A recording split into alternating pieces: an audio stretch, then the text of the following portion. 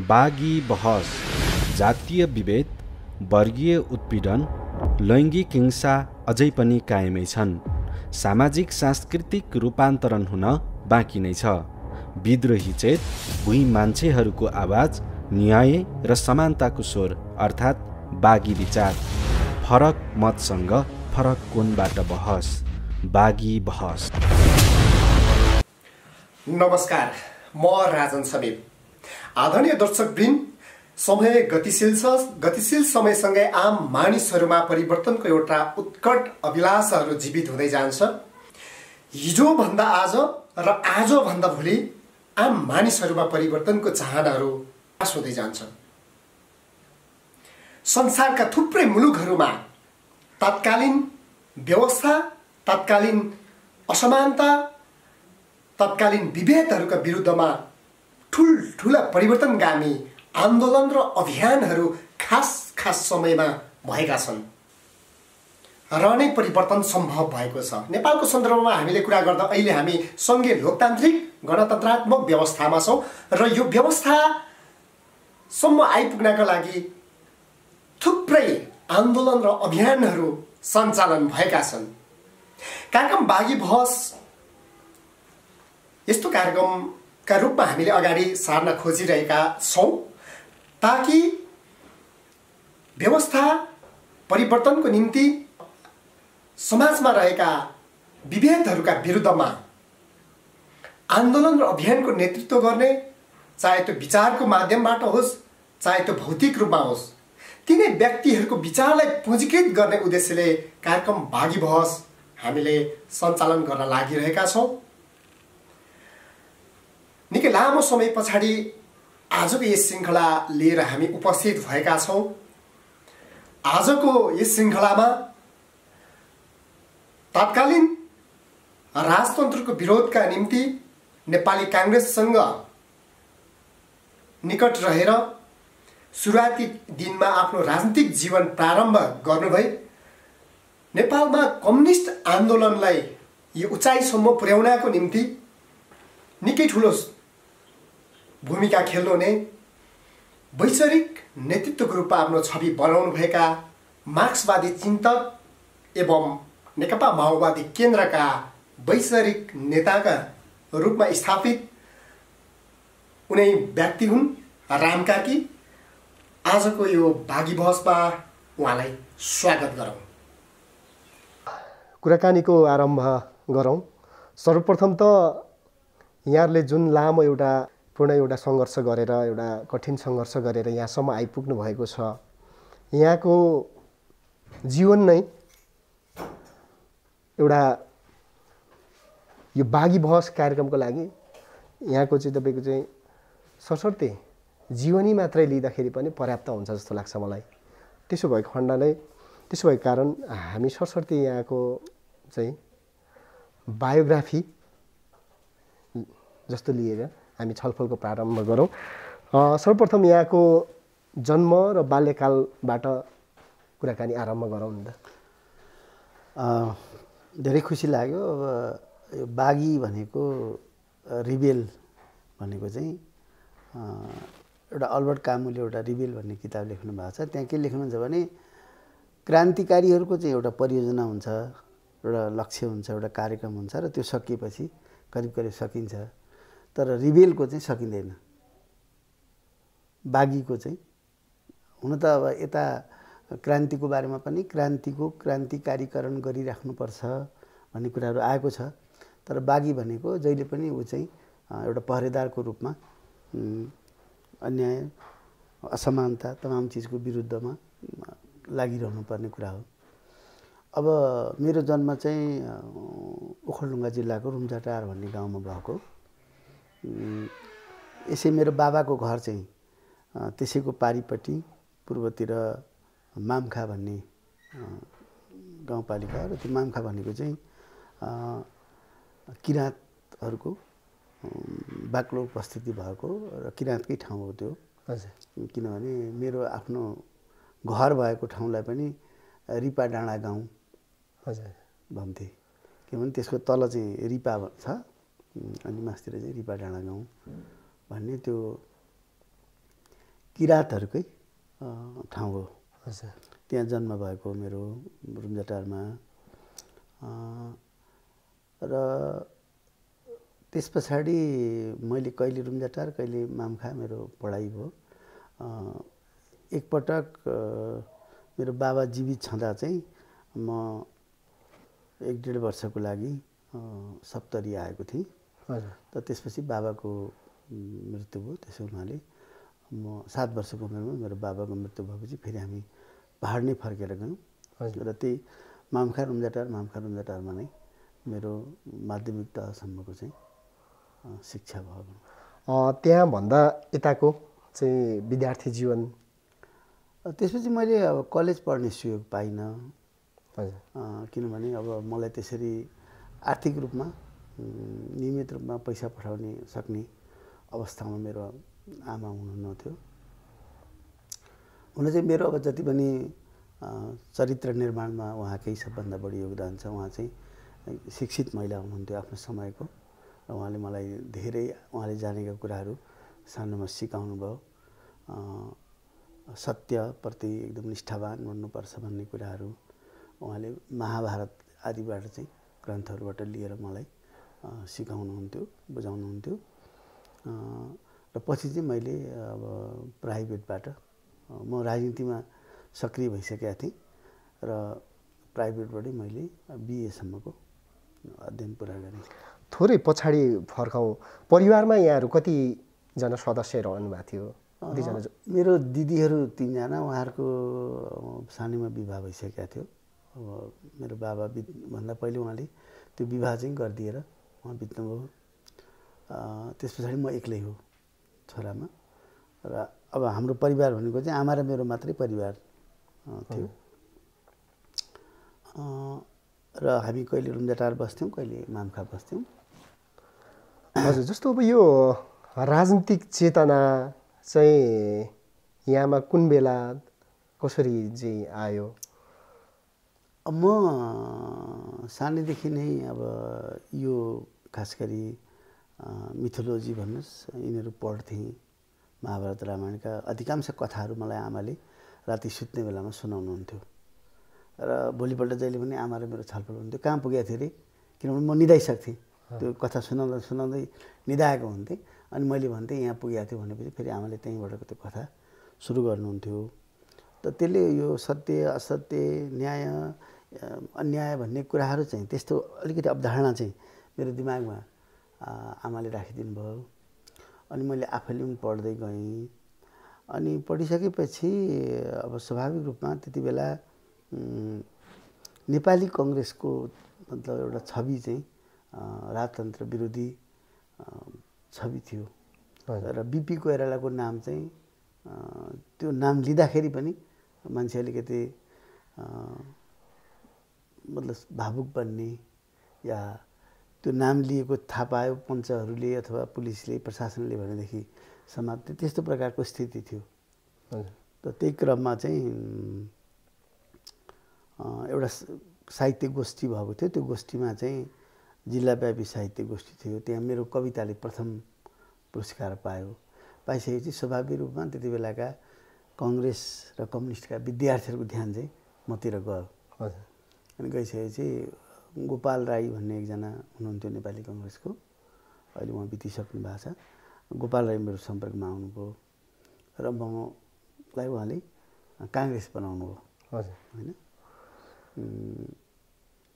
त यसरी चाहिँ तर अब काङ्ग्रेस बनाउनु भयो, उहाँहरू गिरफ्तार हुनुभयो केही समय पछाडि।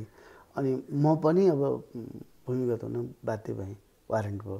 त त्यति बेला चाहिँ मेरो उमेर भर्खर 15 पुगेर 16 मात्रै लाग्दै थियो। अनि त्यसले गर्दा म तल फेरि तराईतिर सप्तरीतिर यो उदयपुरको चाहिँ त्रिजुगा इलाका त्यतातिर गएर बढी बस्न थालेँ। र यसरी नै अगाडि बढ्दै गइयो। अनि पछि म उहाँहरूको कोइरालाजीहरूले एउटा क्याम्प खडा गर्नुभएको थियो बनारसमा, पूर्णियामा, नक्सलबाडीमा। त त्यो क्याम्पहरूमा पनि गएँ। त्यहाँ चाहिँ अनि मलाई गोपाल राई, अरू अब गिरिजा प्रसाद कोइराला उहाँहरू पनि भेट भयो। र त्यहाँ नै मैले चाहिँ पहिलोपटक चे गुएभाराको चाहिँ अलि डिटेलमा रचनाहरू हेर्ने मौका पाएँ। त्योभन्दा अगाडि 28 सालमा मैले नामसम्म सुनेको थिएँ चे गुएभारा भन्ने। माओसेतुङको नाम चाहिँ अलि पहिले सुनेको थिएँ मैले। चे गुएभाराको नाम चाहिँ रामराजा प्रसाद सिंहको एउटा पर्चा चाहिँ त्यहाँ आइपुगेको थियो ओखलढुङ्गामा, र त्यो पर्चाको सन्दर्भमा कुरा हुँदाखेरि, त्यो पर्चा अङ्ग्रेजीमा लेखिएको थियो, त त्यो पर्चाको सन्दर्भमा कुरा हुँदाखेरि चाहिँ चे गुएभाराको नाम चाहिँ मैले सुनेको थिएँ। भनेपछि यहाँको सङ्गठनिक आबद्धता चाहिँ नेपाली काङ्ग्रेसबाट प्रारम्भ भयो। जस्तो अब यो नेपाली काङ्ग्रेसबाट चाहिँ सङ्गठनिक आबद्धता प्रारम्भ भएपछि तपाईँ पछिल्लो समय चाहिँ कुन कालखण्डमा चाहिँ कम्युनिस्ट दर्शनबाट प्रभावित हुनुभयो आबद्धता? यस्तो भयो, पहिला म कङ्ग्रेसपछि अलिकति ऱ्याडिकल डेमोक्रेट जस्तो 32 साल पछाडि रामराजा प्रसाद सिंह जेलबाट निस्किनु भयो। रामराजाजीसँग चाहिँ हामी गएर भेट्यौँ र त्यस पछाडि बाहिर प्रशासनले इत्यादिले चाहिँ हामीलाई काङ्ग्रेसको रूपमा चिन्थ्यो, तर हामी भित्रभित्र चाहिँ रामराजा प्रसाद सिंहसँग हाम्रो आबद्धता बढ्दै गइरहेको थियो र हामी चाहिँ छापामार युद्धद्वारा राजतन्त्रलाई समाप्त गर्ने लक्ष्यसहित मोटामोटी त्यस्तो सोचहरू राखेर बनाएर चाहिँ हामी अगाडि बढ्दैथ्यौँ। अनि पछि चाहिँ हामीले जनवादी मोर्चा भन्ने गठन गऱ्यौँ र त्यो गठन गर्दाखेरिको हाम्रो सिद्धान्त चाहिँ के थियो त भन्दाखेरि अब विशुद्ध मार्क्सवादी अर्थतन्त्र, प्रखरतम प्रजातन्त्र, अब unadulterated Marxian economy and full fervent democracy भन्ने गर्थ्यौँ हामी।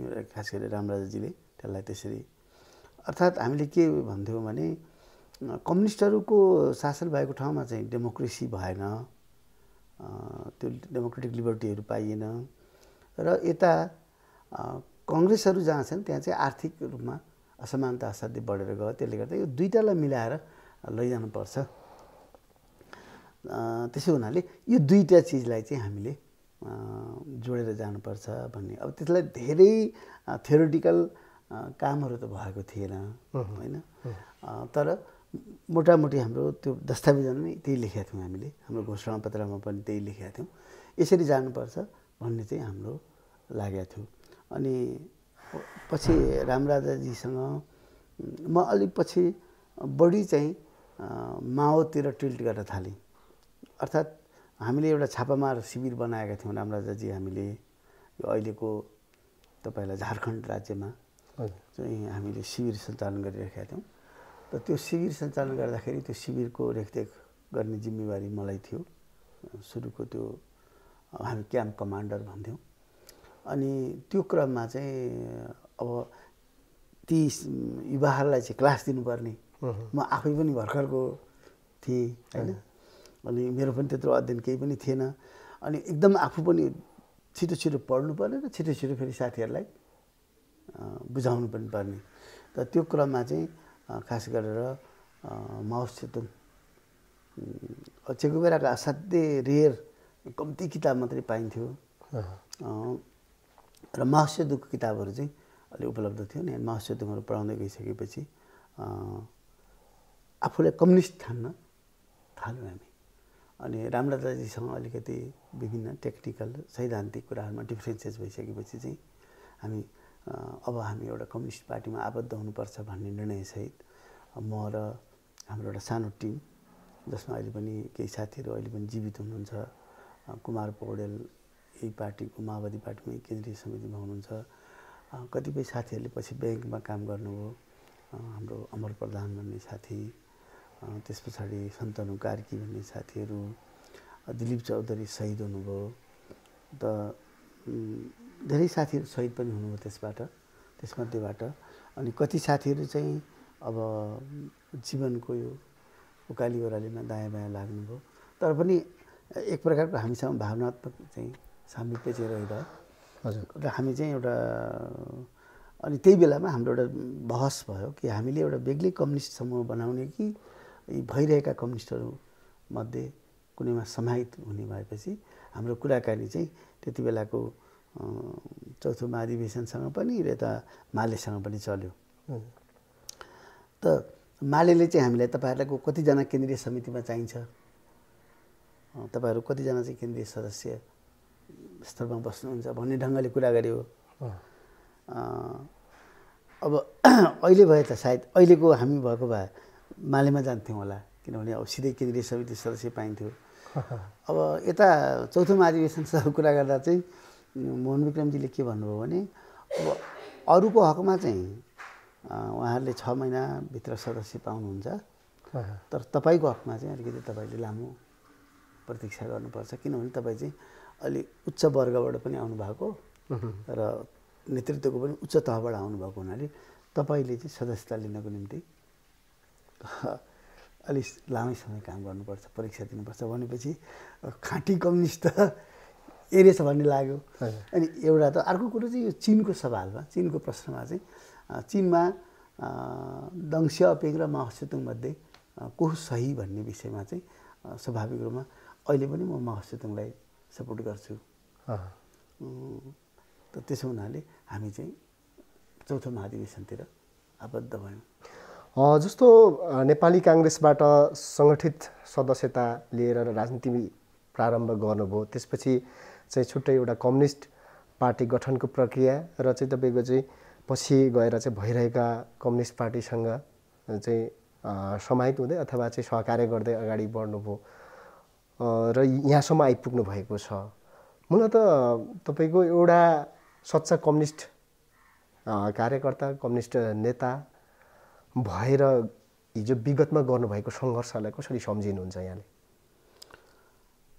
अब एउटा कुरा त अब अहिले पनि म चाहिँ धेरै विगततिर च्याउने पक्षमा छैन। अब बिस्तारै त गर्नु पर्ला, पछाडि फर्केर हेर्नु पर्ला। अहिले यसरी नै साथीहरूले भन्दा ओर्दा त्यो चिजले मलाई छुन थालेको छ आजकल कि हामीले पछाडिको पनि रिभ्यू गर्ने हो कि अब भन्ने कुरा। तर यता आउँदाखेरि चाहिँ के हो भने जीवनमा भौतिक रूपमा असाध्यै धेरै भिसिच्युड्सहरू मतलब उकालो ओह्रालोहरू देख्न पाएँ क्या मैले। तुरुन्तै गरिब भइहालेको अनि एकदमै धनी भएको मेरो जीवन नि त्यस्तो रह्यो। त मैले एकपटक अलि लहैलहैमै भनौँ, मलाई जहिले पनि पुलिसले लखेटिराख्ने, जहिले पनि समात्न खोज्ने हुँदाखेरि हाम्रा केही मान्छेहरू भुटान जाँदै थिए। अनि मैले पनि भुटान जान्छु भने हाम्रो आमाले अब यहाँ यत्रो पुलिसले थुनिनुभन्दा त जाओस् भनेर पठाउनु भयो। त करिब करिब 8-9 महिना बिल्कुल कुल्ली काम गर्नु पऱ्यो हामीले त्यहाँ, सडकको कुल्ली काम होइन। त्यसरी फर्किएँ। त त्यो एउटा बाध्यतामा परेको दुःख र अर्को कुरा चाहिँ जानी पछि मैले यता पार्टीमा कम्युनिस्ट पार्टीमा सामेल भइसकेपछि अब सङ्गठन गर्न कसरी जाने त, के गरी गर्ने त भन्दाखेरि अब मलाई पूर्व र पश्चिम बङ्गाल, दार्जिलिङ त्यतातिर पनि सङ्गठन बनाउने र यता नेपालको पूर्वी भागमा पनि सङ्गठन गर्ने भनेर पठाइसकेपछि कसरी बस्थेँ त भन्दा मैले एउटा पानको दोकान खोलेँ सिलगढीमा। त त्यो पानको दोकान खोलेको जुन अतीत छ त्यो चाहिँ मलाई बडा गौरवपूर्ण लाग्छ कि म पार्टीको लागि त्यहाँ गएको थिएँ। मैले यसरी सङ्गठन बनाएँ, मजदुरहरूलाई जोडेँ, सङ्गठित गरेँ होइन। कति साथीहरू त्यहाँबाट कार्यकर्ता भएर निस्कनु भयो। अब अर्को जुन भुटानमा गएर गरियो त्यसको खासै त्यति स्मरणीय रहँदैन। अब अहिले भन्दाखेरि हामीले जो दिनहरू बितायौँ ती बेकारै गएका त छैनन् होइन। तर एउटा गम्भीर समीक्षा कहाँनिर गर्नुपर्ने अवस्था आएको छ भन्दाखेरि जब कुनै पनि एउटा बलिदान या त्याग या तपस्याको परिणाम चाहिँ राम्रो देखिँदैन, राम्रो परिणाम देखिँदैन, त्यति बेला के सवाल उठ्न थाल्छ भने त्यो त्याग जरुरी थियो र? जस्तो अहिले पनि जानी नजानी के उठाउँदैछन् भने यत्रो मान्छे मर्नु जरुरी थियो र गणतन्त्रका निम्ति? तर के हो भने इतिहासमा चाहिँ कहीँ त्यस्तो लेखिएको छैन अथवा कुनै नियम छैन कि यस्तो आन्दोलनमा यति नै त्याग गर्नुपर्छ र यति नै तपस्या गर्नुपर्छ भन्ने त लेखिएको छैन।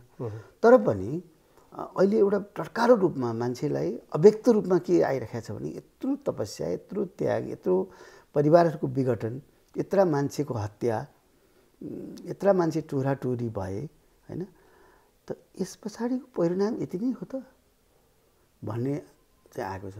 त त्यसले स्वाभाविक रूपमा एउटा लेथार्जिक सोसाइटीलाई नै एउटा क्लान्त, थाकेको, ऊर्जाविहीन जस्तो बनाइदिइरहेको छ। अहिले मलाई लाग्ने चाहिँ सबभन्दा बढी समीक्षा गर्नुपर्ने कुरा चाहिँ किन यति समाज एकदमै नेगेटिभ भ्यालु छ त। अब यो पार्टीभन्दा त्यो पार्टी राम्रो भनेर सुन्न पनि अहिले कमन मान्छे चाहिँ आम मान्छे तयार छैन। सबै एउटै हुन्, एउटै ड्याङको, एउटै नेता, एकै खालको भन्ने जो परिराखेको छ।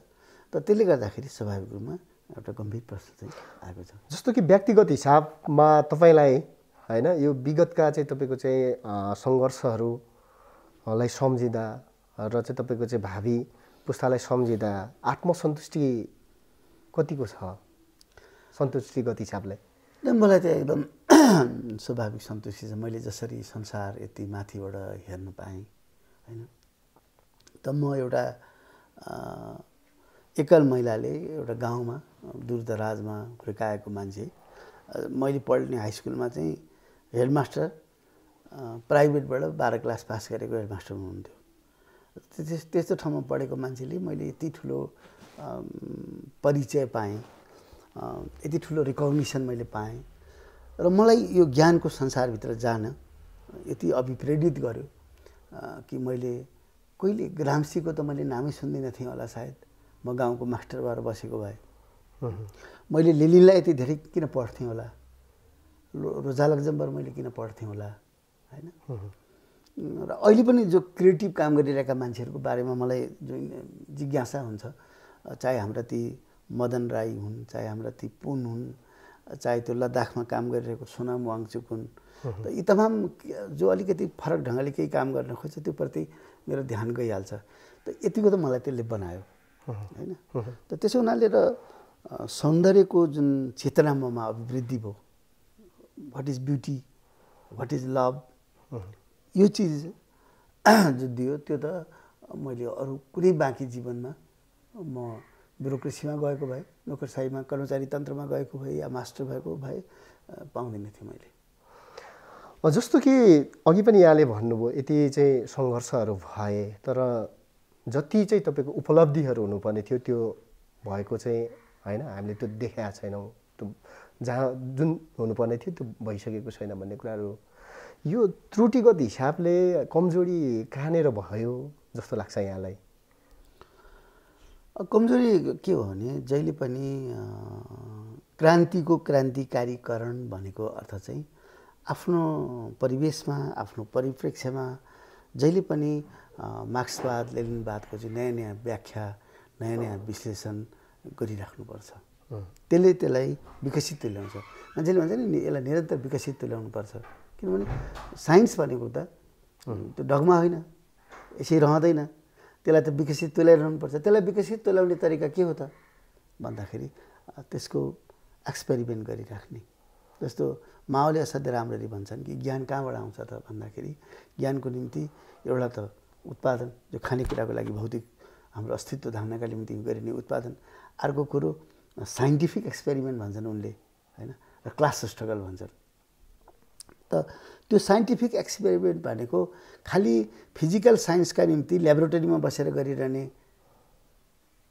मतलब त्यो ल्याबोरेटरी त्यो मात्रै होइन परीक्षण। त्यो परीक्षण के पनि हो भने इभन मार्क्सिजम लेनिनिजमका जुन सच्चाइहरू छन् त्यसको पनि एक्सपेरिमेन्ट। त त्यो गर्न पछि नेतृत्व, हाम्रो माथिल्लो जुन नेतृत्वको पङ्क्ति थियो त्यो कमजोर भयो। त त्यसलाई चाहिँ सानातिना भौतिक कुराहरूले आकर्षित गर्न थाल्यो, जुन कुराको खासै त्यति महत्त्व पनि हुँदैन। त त्यस्ता कुराहरूले अलि बढी आकर्षित गर्यो। त गरिसकेपछि कार्यकर्ताहरूलाई कुनै जीवनको एउटा बाँच्ने तरिकै नसिकाइकन हाम्रा नेताहरू चाहिँ मतलब आफ्नै जीवनतिर बढी चाहिँ एकोरिए। गर्नु के पर्छ त भन्दाखेरि यति धेरै अपार सम्भावना भएको देशमा कार्यकर्ताका निम्ति नेताहरूले भन्न सक्नु पर्थ्यो कि अब हाम्रो देशलाई हिजो लड्ने बेलामा त ठुलो सङ्ख्या चाहिन्थ्यो र सबैलाई हामीले भूमिका दिन सक्थ्यौँ। अब 3 करोड जनसङ्ख्या भएको देशमा एउटा पार्टीमा कमसेकम यति मात्रै कार्यकर्ता होल टाइमर चाहिन्छ। त त्यो होल टाइमरको जिम्मा चाहिँ पार्टीले लिनु पर्यो र बाँकी साथीहरूले चाहिँ समाजमा चाहिँ अब एडजस्ट गर्नु पर्यो हैन। र समाजमा कसरी एडजस्ट गर्ने त भन्दा त्यो पार्टीले एउटा नीति बनाइदिनु पर्थ्यो कि तपाईँहरू यसरी एडजस्ट गर्ने समाजमा। कृषिमा यति साथीहरू जाने हैन, जागिरमा यति साथीहरू जाने, सेना प्रहरीमा यति साथीहरू जाने र जो शारीरिक रूपमा चाहिँ कमजोर छन् त ती साथीहरूको निम्ति पार्टीले यस्तो प्रकारको अपनाइदिने भनेर जानु पर्थ्यो। र हाम्रा नेताहरूले खुलेआम भन्नुपर्थ्यो कि मलाई अब चाहिँ यस्तो जीवन, म अब अलि बुढो पनि भएँ, म कमजोर पनि भएँ, अब म गाडी चढ्छु र गाडीको स्रोत चाहिँ यसरी जुट्छ, यसरी जुटाउनु पर्यो हैन। म यो खान्छु यस्तो। त म कहिलेकाहीँ यसो म कुरा गर्छु क्या, अब नेताले नेताले खाएकोमा त कहिले पनि जनताले चाहिँ गुनासो गर्दैन। किनभने म जहिले पनि गाउँघरतिर जान्छु, म मन पनि पराउँछु जानलाई। त गाउँघरतिर जाँदा मैले के पाएको छु भने खास गरी छेत्री बाहुनबाट आएका जुन साथीहरू छन् त उनीहरूको घरमा जाँदाखेरि दुध दहीको जोग गरेर खुवाउँछन्। ढुङ्ग्रैभित्रबाट पनि मसिनो चामल जिक्छन्। अनि जनजातिहरू कहाँ गयो भने कुखुरा काटिहाल्छन् होइन। र दलितहरू कहाँ गयो भने चाहिँ दुइटै ल्याउँछन्। उनीहरू कहाँ कम हुन्छ, एकदम अभाव हुन्छ। त्यसो हुनाले उनीहरूले चाहिँ आफ्ना इष्टमित्र जनजाति छन् तिनीहरूबाट कुखुरा पनि मागेर लिएर आउँछन् र छेत्री बाहुन कहाँ गएर दही दुध पनि मागेर ल्याएर खुवाउँछन् क्या। त्यसैले नेताले खायो भने डर होइन। मुख्य कुरा नेपालको नदी खान भएन, नेपालको आकाश बेचेर खान भएन, नेपालको पानी बेचेर खान भएन। त त्यो मात्रै कुरा गरे हो। र माओवादीको चाहिँ सबभन्दा ठुलो कुरा के हो भन्दाखेरि नयाँ पिँढीलाई उसले राजनीतिक विवादमा, राजनीतिक बहसमा इन्गेज गराउन सकेन। राजनीतिक मुद्दामा बहस मतलब इन्गेज गराउन सकेन। त्यसले गर्दा उसका थुप्रै एजेन्डाहरू अहिले पनि देख्छु। अब यो जात व्यवस्थाको बारेमा माओवादीको के हो त धारणा क्लियर छैन होइन। अब मलाई लाग्ने के हो त भन्दाखेरि दलितहरूको दलित भन्ने जुन अवधारणा छ यो व्यवस्थालाई एनिहिलेट गर्ने, यसलाई नाश गर्ने खालको कार्यक्रम ल्याउने हो भने मलाई लाग्छ अरू धेरै जात सम्बन्धी अरू कार्यक्रमै ल्याउनु पर्दैन। जनजाति अरूहरूको सवाल धेरै उठाइरहनु पर्दैन क्या। मूल चिज त्यही छ क्या। त त्यस्तै संहिताकै कुरा भयो, एजुकेसनको कुरा भयो, शिक्षाको कुरा भयो, स्वास्थ्यको कुरा भयो हैन। त यो कुरामा हाम्रा युवाहरूलाई त त्यता पो लैजानु पर्थ्यो बहसमा। देशले भोगिरहनु परेको समस्याहरूतिरतर्फ चाहिँ राजनीतिले डोराइदिनु पर्थ्यो उनीहरूलाई। जस्तो अहिले पनि तपाईँले गएर हेर्नुहोस्, पाठ्यक्रम हेर्नुभयो भने कहाली लाग्छ। नेपालको अहिलेको जो पाठ्यक्रम छ यो यति ज्ञान विरोधी छ, यति यो व्यवहार विरोधी छ र यति यसमा चाहिँ ब्राह्मणवाद, पितृसत्ता भरिएको छ पुरै र पुरै डगम्याटिजम छ, जडसूत्र छ त्यहाँ। त्यो पुरै पाठ्यक्रम फेरिनु पर्थ्यो। अब मेरो रायमा त क्षेत्र क्षेत्रमा बेग्लै बेग्लै पाठ्यक्रमहरू बनाइनु पर्थ्यो। सङ्खुवा सभाका निम्ति र मोरङको निम्ति पढाइको एउटै पाठ्यक्रम काम लाग्दैन,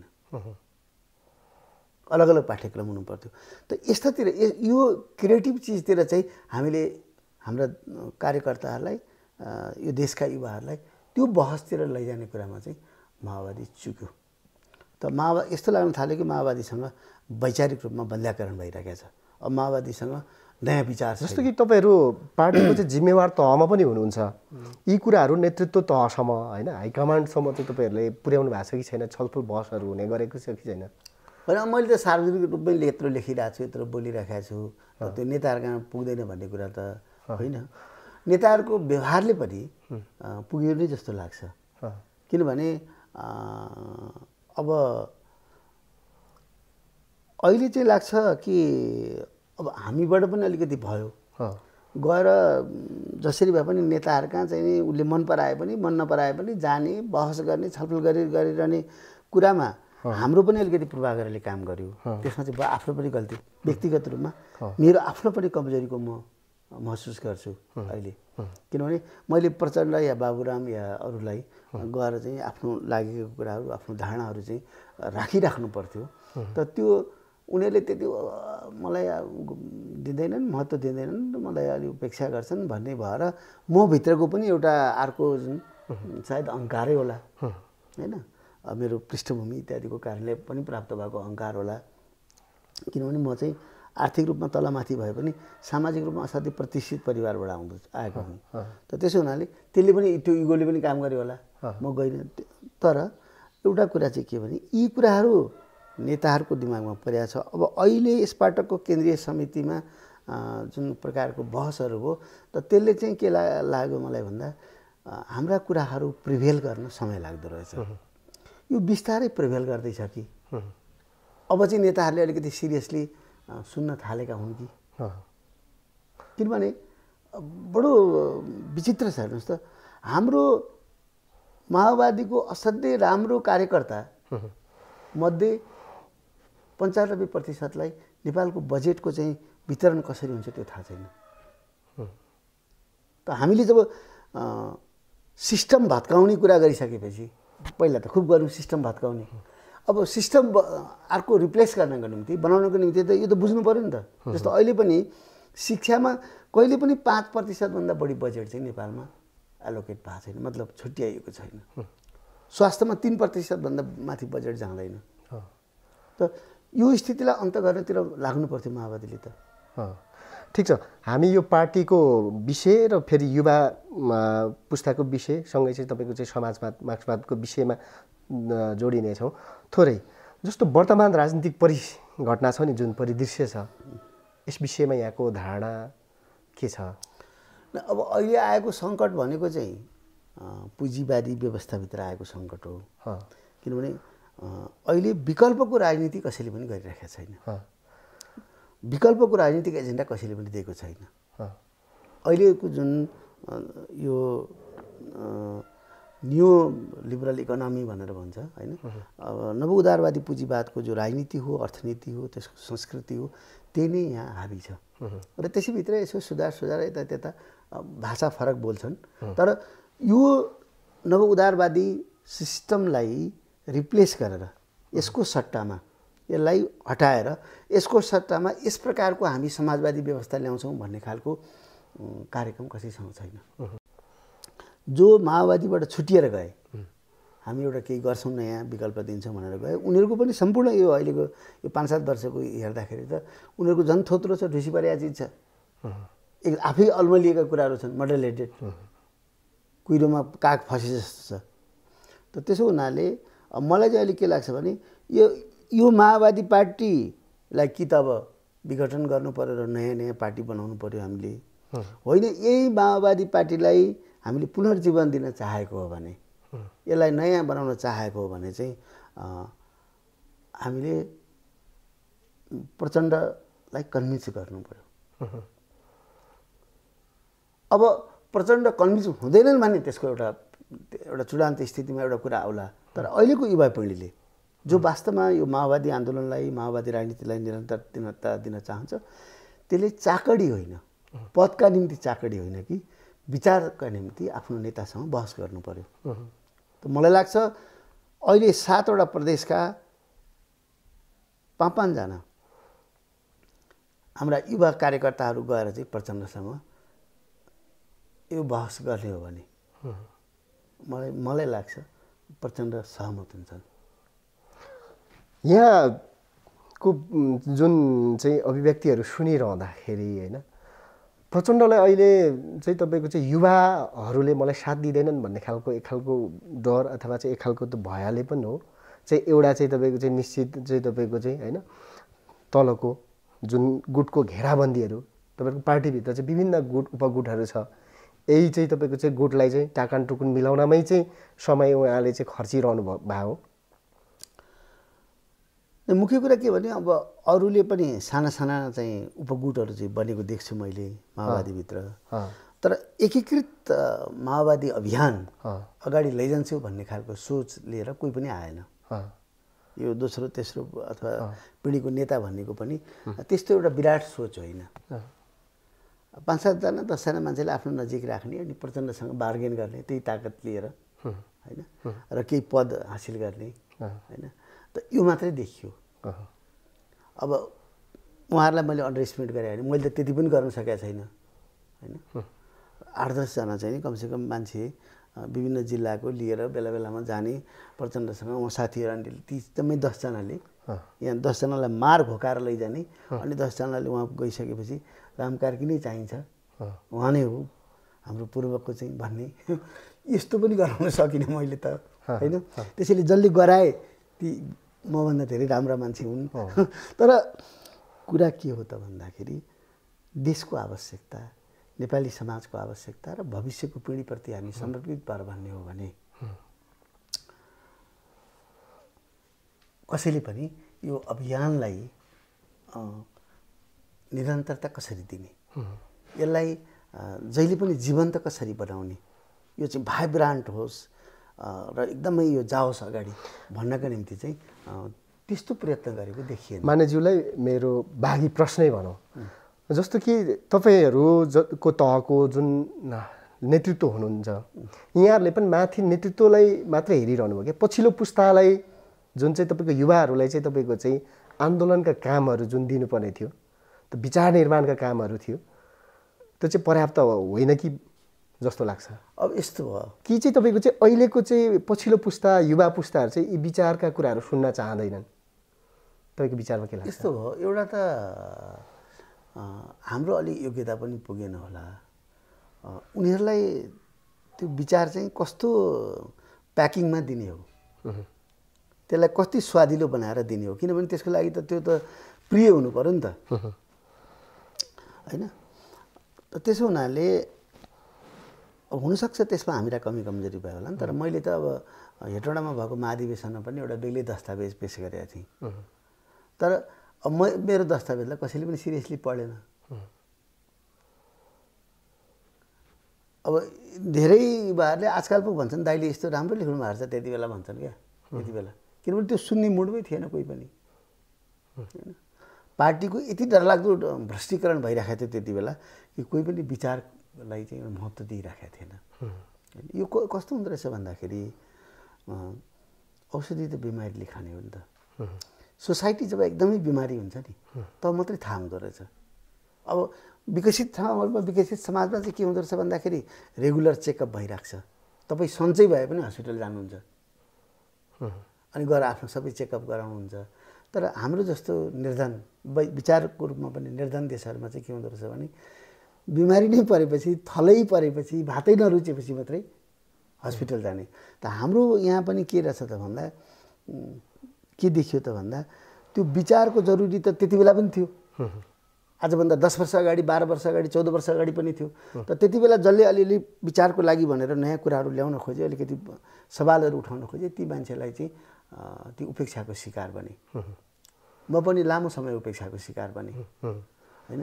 कोही पनि मौका नआउने, उहाँका गएर हुँदैन, अब चाहिँ उहाँलाई लिएर प्रचण्डका जानु हुँदैन भन्ने त्यस्तो भयो। कुनै लबी पनि अब मैले बनाउने कुरो भएन। अब नेता मैले खालि एउटा प्रचण्डलाई अलि नेता मान्ने, अब अरू साथीहरू कहाँ नेता मानेर जाने कुरा पनि भएन, मेरो पनि आफ्नो होला। त्यसले गर्दाखेरि तर मैले एउटा महाधिवेशनमा दस्तावेज राखेको थिएँ र त्यो पठनीय छ अहिले पनि मलाई लाग्छ। र त्यसपछि पनि म जहिले पनि आफूलाई कति सक्छु मेरो एउटा कुरा हो, तर म सधैँ आफूलाई अपडेट गर्ने कोसिस गर्छु कि आज कोसोभोमा के भइराखेको छ, टर्कीको कम्युनिस्ट आन्दोलन कस्तो स्थितिमा छ, युरोपको कम्युनिस्ट आन्दोलन कस्तो स्थितिमा छ, भारत, बङ्गलादेश, श्रीलङ्का आदिमा कम्युनिस्टहरूको समाजवादी आन्दोलनको के अवस्था छ भन्ने कुरा भरसक पढ्न खोज्छु।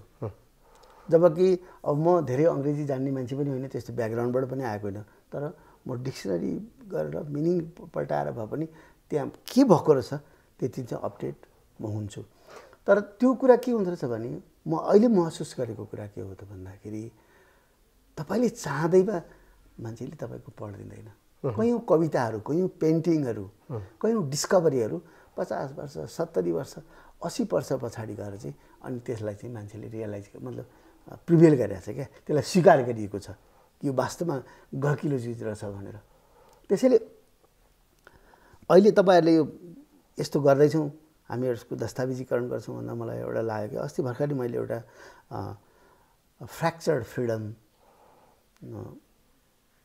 Prison memory of Kobad Gandhi भन्ने किताब पढेँ एकजना पुराना कम्युनिस्ट कार्यकर्ताको।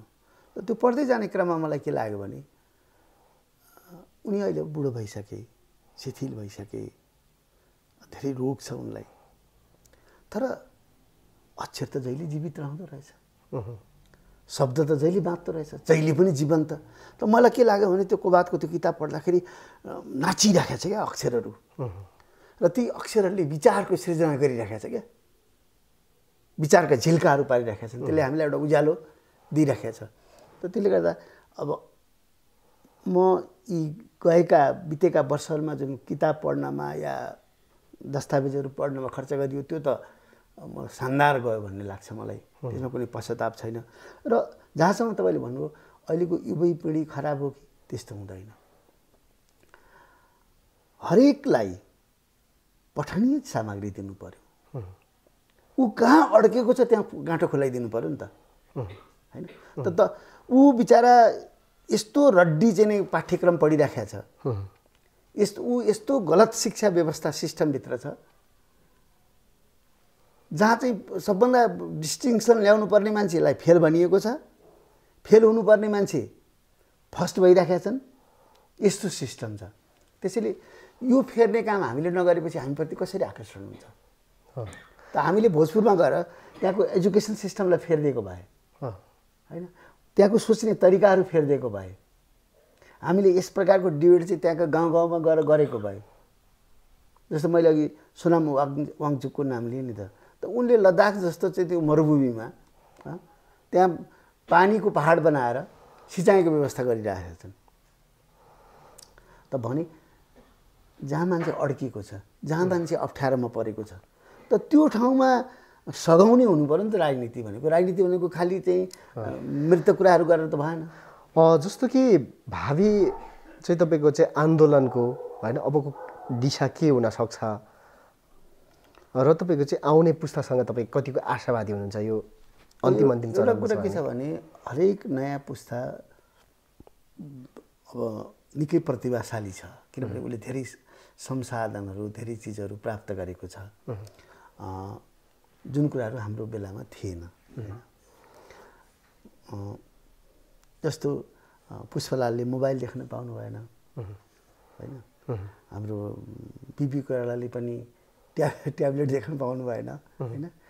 यी त आजको पिँढीले त यी सब चिजहरू प्राप्त गरेको छ, होइन। त्यसैले अब यो पिँढीलाई धेरै उकास्नु पनि हुँदैन, धेरै पुल्याउनु पर्ने मतलब स्पोइल गर्नुपर्ने पनि छैन। यो बडा असाध्यै राम्रा छन् भनेर त्यसो हुनासाथ यिनीहरू सङ्गठित हुने होइन।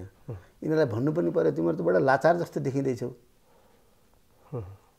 तिमीहरूको बेलामा जो एउटा एडभेन्चर हुनुपर्छ, तिमीहरूको उमेरमा जुन प्रकारको चाहिँ उत्सुकता हुनुपर्छ, जाँगर हुनुपर्छ, त्यो त कहीँ देखिँदैन। यत्रो अन्यायहरू भइरहेको छ, त्यो अन्यायको विरुद्ध कहीँ तिमीहरूको आवाज सुनिँदैन। त त्यसैले अब मलाई के लाग्छ त भन्दा मैले सेन्ट्रल कमिटीमा राखेको छु, विद्यार्थी, किसान, मजदुर, जनवर्ग सबैलाई, जनजाति, दलित, यी तमामलाई पार्टीबाट स्वतन्त्र उनीहरूको अटोनमस सङ्गठन हुनुपर्छ, उनीहरूको आफ्नै स्वायत्त सङ्गठनहरू हुनुपर्छ। त्यसलाई पार्टीले दिनरात माथिबाट कुल्चिने, आफ्ना कुराहरू लाद्ने गर्न हुँदैन। चाहे त्यो विद्यार्थी होस्, चाहे त्यो किसान होस्, चाहे महिला होस्, चाहे त्यो मजदुर होस्, चाहे जनजाति होस्, चाहे दलित होस्। यो म एउटा गम्भीर कुरा उठाउँदैछु र बडा जिम्मेवारीपूर्वक म उठाइराखेको छु यो कुरा। यिनीहरूसँग पार्टीको सम्बन्ध भनेको असाध्य वैचारिक मात्रै रहनुपर्छ, किनभने यसले कुजे बनाइदियो, यसले ती वर्गहरूलाई आफ्नो जुन उनीहरूको लड्ने प्राङ्गारिक क्षमता हो, जुन अर्ग्यानिक क्षमता हो, त्यो क्षमता पनि सिद्ध्याइदियो पार्टीले। एक दोस्रो कुरो, वन, शिक्षा, स्वास्थ्यसँग सम्बन्धित जुन सामुदायिक सङ्गठनहरू हुन् तलका, ती सङ्गठनहरू चाहिँ पार्टीको सदस्य चाहिँ त्यहाँ हाबी हुनै हुँदैन। जस्तो वन समिति छ, पिउने पानी समिति छ भने त्यहाँ पार्टी सदस्यलाई राख्नै हुँदैन त्यहाँ। अब समर्थक भोटर त हुने भए, किनभने पार्टी हुनासाथ हामीले के देख्यौँ त भन्दा त्यो खानेपानी भनेको त 10 जना जति पार्टीका कार्यकर्ताहरू उक्लने, आर्थिक रूपमा उन्नत हुने, बाठा हुने, चोकमा आउने, चोकी नेता तयार गर्ने भयो क्या त्यो। त्यसले गर्दा त्यसलाई चाहिँ समाप्त गर्नुपर्छ। र म के भन्छु भने हामीले अहिले मैले कमरेड प्रचण्डसँग पनि त्यो आग्रह गरेको छु। अब हामीसँग धेरै समय छैन, अब धेरै दायाँ बायाँ नगर्नुहोस्। अहिले एकीकृत यो आन्दोलनको एकीकृत उत्तराधिकारी तयार पार्न, अब यस्ता उत्तराधिकारी त होलान् हाम्रा कको 10 जना साथी, खलाई पछ्याउने 5 जना त होलान्, तर यो आन्दोलनलाई पछ्याउने माओवादी आन्दोलनको जुन नासो छ, जुन हेरिटेज छ, धरोहर छ, धरोहरलाई बोक्न तयार हुने युवाहरूलाई यो सुम्पनका निम्ति अहिले केही राम्रा कामहरू गरेर जानु पर्यो। यसलाई समेटेर लैजानु पर्यो, समेटेर दिनु पर्यो भन्ने कुरा मैले गरिराखेको छु। र म आफू पनि के भनिराखेको छु भन्दाखेरि, म आफैलाई पनि के लागिरहेको छ त भन्दा आफूलाई पनि मेरा कमी कमजोरी गल्ती, यो सम्पूर्ण गल्तीसहित मेरा कुराहरू पढिदिनुहोस्, मैले दिएका विचारहरूलाई तपाईँहरूले सुनिदिनुहोस्, मसँग आएर डिबेट गर्नुहोस्, या त मलाई कन्भिन्स गर्नुहोस् या त मबाट कन्भिन्स हुनुहोस्। जस्तो मैले के भन्छु त भन्दा यदि हामीले शिक्षाको बारेमा अहिले पार्टीले प्रचण्डले भनिदिँदा हुन्छ, राम कार्कीले भनेर जाँदैन कोही। प्रचण्डले प्रत्येक कार्यकर्ताले आफ्नो जहाँ बसाइ छ त्यहाँ नजिकको सामुदायिक विद्यालय, सरकारी विद्यालयमा महिनामा 2 चोटि जाऊ। त अहिले भन्नुहोस् न, तपाईँ 2 चोटि चाहिँ आफ्नो गाउँको सरकारी स्कुलमा पुग्नुभयो भने त्यहाँ लुडो खेलिरहेको, तास खेलिरहेका मास्टरहरूले त्यो खेल्न बन्द गर्छन्। तपाईँले प्रत्येक 3 महिनामा एउटा तालिमको व्यवस्था गरिदिनुहोस्। त्यो तालिम दिनु कोही आउनु पर्दैन। भोजपुरको टिचरलाई भन्नुहोस् दिङलामा गएर क्लास दे, दिङलाको टिचरलाई भन्नुहोस् भोजपुरमा आएर क्लास दे। किनभने एमएलाई पढाउने एमएलए हो। अहिले बिई पढाए इन्जिनियर भाइहरूलाई थाहा छ, बिई पढ्नेले बीलाई पढाउँछ। उयो त तयारीले पढाउने नै हो। मास्टरले अब जागिर खाएदेखि पढेकै छैन। अनि अर्को कुरा हामीले सबभन्दा ठुलो आँट गर्नुपर्ने क्षेत्र कहाँनिर छ भन्दा हिजो राज्य व्यवस्था भत्काउन चाहिँ हामीले सबैलाई आह्वान गऱ्यौँ, सबै चिज छोडेर आऊ भनेर। अब शिक्षक चाहिँ पोलिटिकल पार्टीको सदस्य हुन सक्दैन, किनभने ऊ पोलिटिकल पार्टीको सदस्य छ भने उसले विद्यार्थीहरूको साझा रेस्पेक्ट कमान्डै गर्न सक्दैन, उसले आधारै पाउन सक्दैन। विद्यार्थीले पहिले खुसी गरेर त्यो काङ्ग्रेसको टिचर आयो, नेविसङको भन्ने, अनि नेविसङका केटाकेटीले चाहिँ गरेर त्यो अखिलेको आयो टिचर भन्दा साथ उसले त्यो ग्रहण गर्ने, सुन्ने चिजै फरक हुन्छ। त्यसो हुनाले समर्थक मान्छे हुनसक्छ, तर मास्टरलाई यो झन्डा बोकाएर अब हिँडायो भने नेपालको शिक्षा अझै 50 वर्ष पनि सुध्रदैन। तर त्यसो हुनाले नेपालको शिक्षामा, नेपालको स्वास्थ्यमा क्रान्ति ल्याउनका निम्ति, अलि इनोभेटिभ काम गर्नको निम्ति कमसेकम अब बजेटलाई डबल डिजिटमा लैजानुपर्छ। शिक्षा र स्वास्थ्यको बजेट डबल डिजिटमा जानुपर्छ। माओवादी पार्टीले आफ्ना कार्यकर्ताहरूलाई तिमीहरू गएर चाहिँ त्यहाँको सामुदायिक स्वास्थ्यको पनि स्थितिको अध्ययन गर, पढ, त्यसलाई सुधार गर। र अब तपाईँहरूको मूल्याङ्कन के हुन्छ त भन्दा कहाँ शिक्षा व्यवस्था राम्रो छ, कहाँ जनताको जनस्वास्थ्य चाहिँ राम्रो छ, त त्यसको आधारमा तपाईँहरूको मूल्याङ्कन गरिन्छ। अब तपाईँहरू चाहिँ यहाँ के अरे प्रचण्ड निवासमा कतिचोटि आउनुहुन्छ, अर्को कुनै नेता नारायण काजीको निवासमा कति आउनुहुन्छ, अर्का फलाना नेताको निवासमा कति आउनुपर्छ, कति भेटघाट गर्नुहुन्छ, त्यसको आधारमा होइन कि त्यसको आधारमा खुला पारदर्शी बनाइदिउँ न। त्यसलाई बाहिरको पर्यवेक्षकहरू लिएर टेस्ट गराइदिउँ। भोजपुरमा राम्रो पार्टी चलाएको छ कि सङ्घर्षमा चलाएको छ, कहाँका कार्यकर्ताले चाहिँ गएर त्यहाँ विद्यालयको अनुगमन गरिरहेका छन्, स्वास्थ्य संस्थाको अनुगमन गरिरहेका छन्, र त्यहाँका युवाहरूलाई एउटा रचनात्मक काममा कसले लगाइरहेका छ, छलफलमा कसले लगाइरहेको छ। अब जस्तो अहिले भनौँ न, तपाईँहरू सुनिरहनु भएको छ, यति त गर्न सक्नुहुन्छ तपाईँहरूले गएर विद्यालयका शिक्षक र अभिभावकलाई प्रत्येक 3 महिनामा एकचोटि भेट गराइदिनुहोस्। यी सबै चिजहरू छन् होइन, यी सबै चिजहरूलाई चाहिँ तपाईँको चाहिँ एकताबद्ध गरेर अबको चाहिँ तपाईँको बाटो अथवा चाहिँ अबको चाहिँ आन्दोलन के हुन सक्छ रूपान्तरणको? र अबको आन्दोलन भनेको स्वाभाविक रूपमा समाजवादका निम्ति हो, तर समाजवाद देखिने बुझिने ठोस हुनु पर्यो। अहिले जस्तो अमूर्त कुरा गरेर भएन।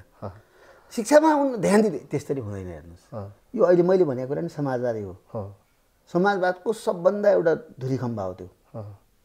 अहिले मैले भनेको कुरा मैले धेरै पटक उदाहरण दिने गरेको छु। पश्चिम बङ्गाल र केरलाको कम्युनिस्ट पार्टी पश्चिम बङ्गालमा पनि छ, कम्युनिस्ट पार्टी केरलामा पनि छ। त 26% बजेट केरलाले चाहिँ शिक्षामा खर्च गर्दाखेरि बङ्गालले 27% गरेको थियो, तर परिणाम चाहिँ बङ्गालको केरलाको जस्तो आएन। किनभने केरलामा चाहिँ त्यो बजेट सँगसँगै राजनीतिक कार्यकर्ता गए, त्यसलाई पोलिटिकली पनि मोटिभेट गरे, त्यसले गर्दा राम्रो परिणाम आयो। अब बङ्गालमा चाहिँ बजेट पठाउने र बाँडेर खाने काम मात्रै भयो। त त्यसो हुनाले मैले बारम्बार त्यो भनिरहेको छु, यी पनि यो कन्स्टिट्युएन्ट हो, समाजवादको कन्स्टिट्युएन्ट हो। अहिले म के भन्छु भने शान्तिपूर्ण तर जुझारु सङ्घर्ष। अहिलेको विकल्प भनेको के हो भने शान्तिपूर्ण तर समाजवादका निम्ति जुझारु सङ्घर्ष। त त्यसले मान्छेलाई सबभन्दा बढी मुक्त गर्ने, मान्छेलाई सबभन्दा बढी चाहिँ इन्डिपेन्डेन्ट बनाउने कुरा के हो त भन्दा तपाईलाई सबल बनाउने शिक्षा र स्वास्थ्य लिने हो। त्यसपछि तपाईँ एकदम आफूलाई सबल महसुस गरिहाल्नुहुन्छ। तपाईँले साँच्चै पपुलर एजुकेसन पाउनु भएको छ भने, किनभने पपुलर एजुकेसन भनेको आफूलाई चिन्नु हो। अब अहिलेको हाम्रो शिक्षाले जिन्दगीभर आफ्नै परिचय दिँदैन, म के भएँ भन्ने थाहा हुँदैन।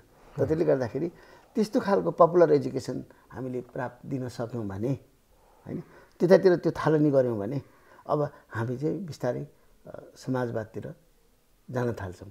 जहाँसम्म पोलिटिकल दस्तावेजको कुरा हो त्यसमा मान्छेले बढी त्यही सुन्न चाहन्छ।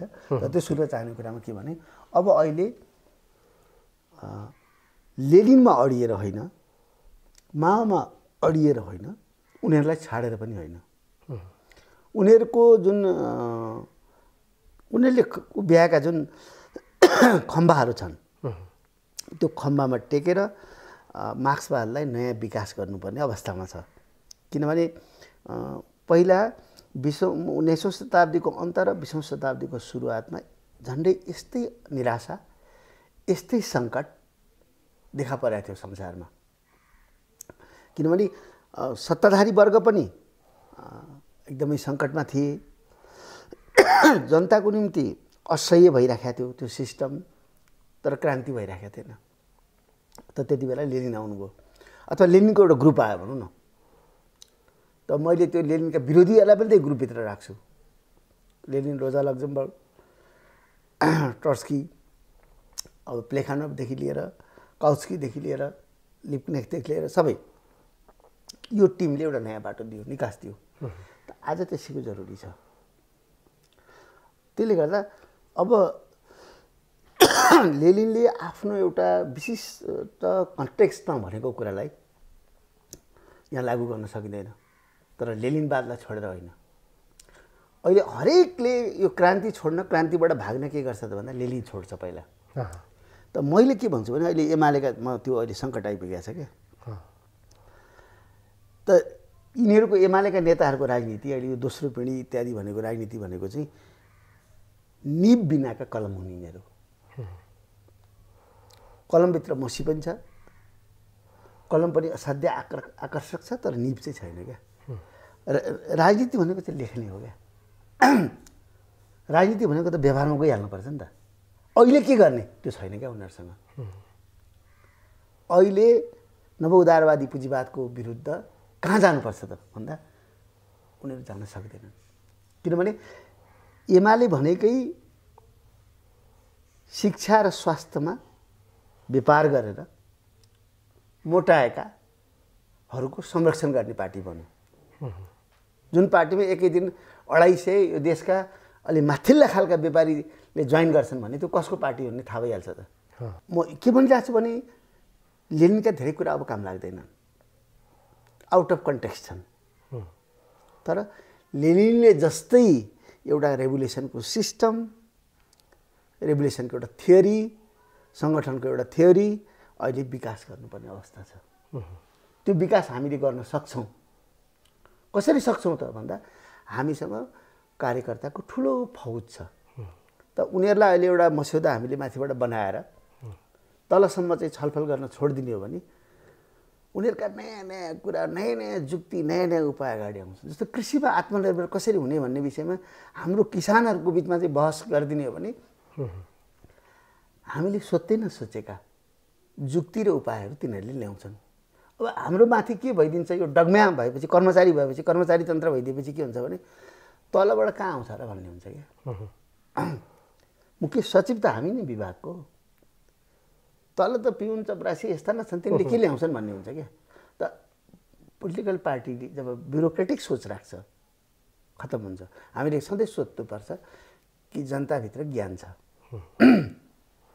नेपालमा इन्टरनेटलाई कसरी प्रभावशाली बनाउने भन्ने कुरा पनि तलको जनता कार्यकर्ताहरूको बिचमा छलफल गर्न दियो भने त्यहाँबाट राम्रा उपयुक्त सुझावहरू चाहिँ राम्रो राम्रो जुक्तिहरू अगाडि आउँछन्।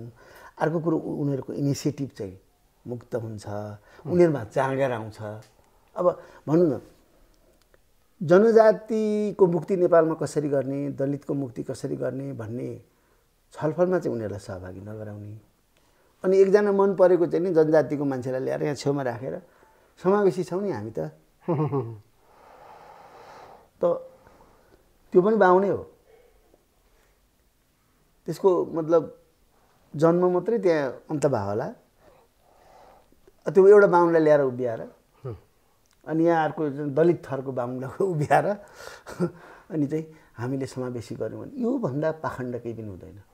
मुख्य कुरा के हो त भन्दा उहाँहरूलाई डिसाइड गर्न दिनु पऱ्यो नि त, उहाँहरूलाई नीति बनाउन दिनु पऱ्यो नि त, उहाँहरूलाई छलफल गर्न दिनु पऱ्यो। त त्यसरी सहभागी गरायौँ भने चाहिँ उनीहरू बिस्तारै लिबरेट हुँदै जान्छन्, मुक्त हुँदै जान्छन्। त नेपालमा दलितहरूको निम्ति कस्तो नीति बनाउने भन्ने कुरा दलितको बिचमा छलफल गर्न दिउँ न। उनीहरूले छेत्री बाहुनलाई सेर्ने भनेर त ल्याउँदैनन् नि त, या जनजातिको कान काट्ने भनेर त आउँदैनन्। त स्वाभाविक रूपमा उनीहरूभित्र विहङ्गम छलफल हुन दियो भने त्यसले नै एउटा सार्थक रूपमा चाहिँ नीति तय गर्न हामीलाई मद्दत गर्छ। अब हामीले चाहिँ बडा दया गरेर दयालु बनेको स्वाङ पारेर बनाएको नीतिले चाहिँ दलितहरूको मुक्ति हुँदैन। त त्यसो हुनाले यो कम्युनिस्ट पार्टीको एकदम आधारभूत सोचाइ नै यही हो। लेनिनले भनेको या माओले भनेको कुरालाई हामीले जनभाषामा ल्याउने हो भने यही हो। उहाँहरूले भनेको जनता महान हुन्छन् किन भने उनीहरूले, इतिहासको निर्माता जनता हुन् किन भने उनीहरूले, होइन ज्ञानको चाहिँ स्रोत तिनी जनता हुन्, शक्तिको स्रोत जनता हुन् भनेर किन भनेर भन्दा यही हो कुरा। त्यसो हुनाले अहिले पनि माओवादी पार्टीले अब संसदमा अहिले कुरा गर्ने हो भने संसदमा किसान र मजदुरको पक्षमा बिलहरू ल्याउनुपर्छ, विधेयकहरू ल्याउनुपर्छ, शिक्षा र स्वास्थ्यको बजेटमा बढोत्तरी गर्नुपर्छ र आफ्ना कार्यकर्ताहरूलाई त्यहाँ शिक्षा र स्वास्थ्यको निगरानी गर्ने काममा लगाउनुपर्छ। र सँगसँगै त्यो क्रिएटिभ आन्दोलनमा लागिसकेपछि त्यो कार्यकर्ताले आफू मात्ने तरिका पनि जान्दछ क्या। एकजना त्यो इन्जिनियरले भनेको छ क्या, मैले पढ्दैखेरि जब 4 महिनामा एउटा कोचिङ क्लास सुरु गराएर 4 वर्षको खर्च जम्मा गरेपछि म चाहिँ त्यो दिनदेखि यो पैसाको चिन्ताबाट मुक्त भएँ। पैसा त केही छैन मसँग, तर त्यो चिन्ताबाट चाहिँ म मुक्त भएँ। म सक्दो रहेछु, म त जब 4 महिना पढाएर 4 वर्षको खर्च म जम्मा गर्न सक्छु भने 4 महिना काम गरेर त मैले त 1 वर्ष काम गरेँ भने त म त 10 वर्षको खर्च बटुल्न सक्छु भन्ने विश्वास आइहाल्छ, होइन। त त्यसो हुनाले हाम्रा कार्यकर्ताहरूलाई त्यसरी लगिदियो भने बाख्रा पालन पनि कसरी नयाँ ढङ्गले गर्ने, कुखुरा पालन पनि कसरी गर्ने, तमाम चिज भनौँ न, पानी कसरी त्यहाँ पुर्याउने, सिँचाइको व्यवस्था कसरी गर्ने, यी तमाम कुराहरू चाहिँ आइडियाहरू आउँदै जान्छ। हुन्छ, फेरि पनि यो बहसलाई हामी निरन्तरता आगामी श्रृङ्खलामा जोड्नेछौँ। यहाँको महत्त्वपूर्ण समय उपलब्ध गरिदिनु भयो, यसका लागि यहाँलाई धेरै धेरै धन्यवाद। ल अब यो बागीहरूको जुन एउटा ज्ञानलाई पुँजीकृत गर्दै जाने, यसलाई फैलाउँदै जाने खालको तपाईँहरूले उद्देश्य लिनुभएको छ। यो तपाईँहरूको कार्यक्रम सफल रहोस् र म सबै हाम्रो पार्टीका अथवा समाजवाद मन पराउने सबैलाई पनि के भन्छु भने युवाहरूलाई ठाउँ ठाउँमा यस्ता कामहरू गर्न मद्दत गर्नुहोस्, सहयोग गर्नुहोस् र